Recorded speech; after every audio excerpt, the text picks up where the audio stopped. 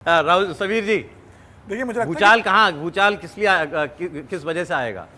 देखिए प्रधानमंत्री मोदी ने जो कहा है वो देश की जनता जानती है, और जिस तरीके से प्रधानमंत्री मोदी का 10 साल का ट्रैक रिकॉर्ड रहा है और जिस तरीके से जमीनी स्तर पर जो फीडबैक आ रहा है, मुझे लग रहा है कि भारतीय जनता पार्टी के प्रधानमंत्री मोदी तीसरी बार प्रधानमंत्री बनने जा रहे हैं। देखिए प्रधानमंत्री मोदी इस बात को बहुत अच्छी तरीके से जानते हैं कि जितने भी उपलब्ध संसाधन है या जितने भी उपलब्ध विकल्प है, उसका अपने राजनीतिक बात जनता तक पहुंचाने के लिए कैसा बेहतर इस्तेमाल किया सकता है, प्रधानमंत्री इस बात को जानते हैं।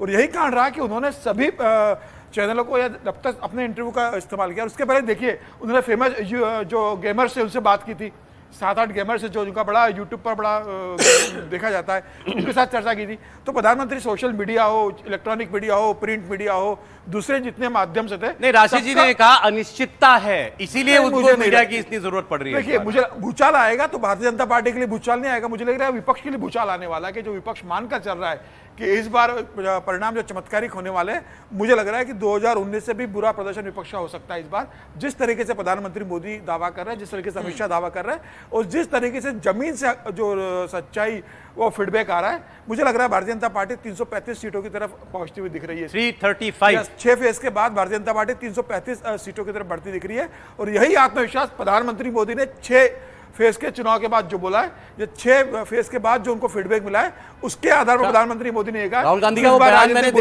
कल ही उन्होंने दोबारा बोला ना कि वो खटाखट बेरोजगारों को पैसा मिलेगा और नौकरी मिलेगी, महिलाओं को 8-8.5 हजार रुपया मिलेगा और मोदी गुड बाय टाटा हो गया। ये खटाखट जो है वो जो है हिमाचल में काहे नहीं लागू कर दे रहे हैं?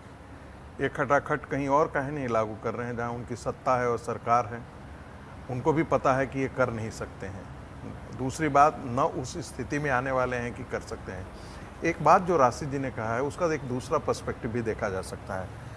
आपने देखा होगा कि प्रधानमंत्री जी ने जितने भी इंटरव्यू दिए हैं लगभग चुनाव की संध्या पर दिए हैं। 1 दिन पहले 2 दिन पहले उसका उन्होंने उपयोग किया है।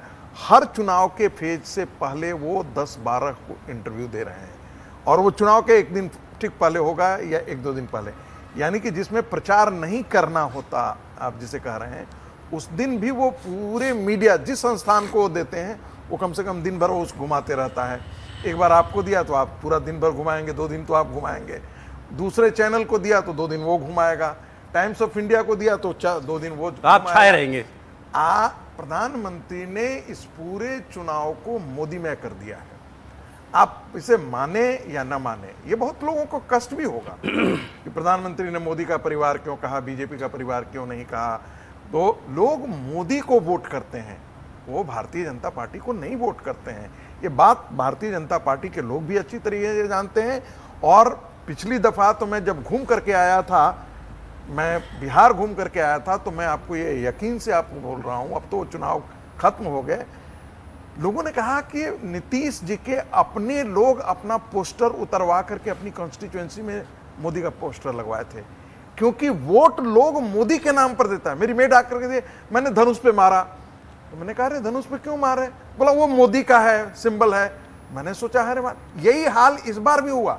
मैं मुजफ्फरनगर के तरफ से कोई और लड़ रहा था, उन्होंने कहा कि मैंने इस पे मारा, तो मैंने कहा किसको दिया वोट? बोला मोदी को दिया, लेकिन वो बेसिकली वो RLD का सिंबल था।